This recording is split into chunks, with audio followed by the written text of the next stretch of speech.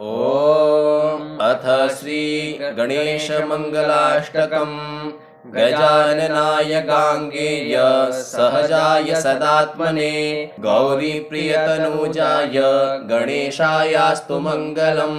नागयज्ञोपवीताय नतविघ्नविनाशिने नन्द्यादिगणनाथाय नायकायास्तु मंगलम्। इभवक्त्राय चन्द्रादि वन्दिताय चिदात्मने ईशानप्रेमपात्राय चेष्टदायास्तु मंगलम्। सुमुखाय सुषुण्डाग्रात् क्षिप्तामृतघटाय च सुरवृन्दनिषेव्याय सुखदायास्तु मंगलम्।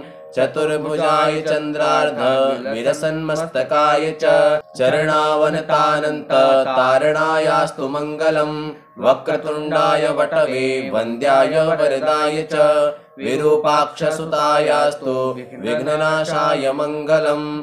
प्रमोदमोदरूपाय सिद्धिविज्ञानरूपिणे प्रकृष्टपापनाशाय फलदायास्तु मंगलम्। मंगलम् गणनाथाय मंगलम् हरसूनवे मंगलम् विघ्नराजाय विघ्नहर्त्रेस्तु मंगलम्।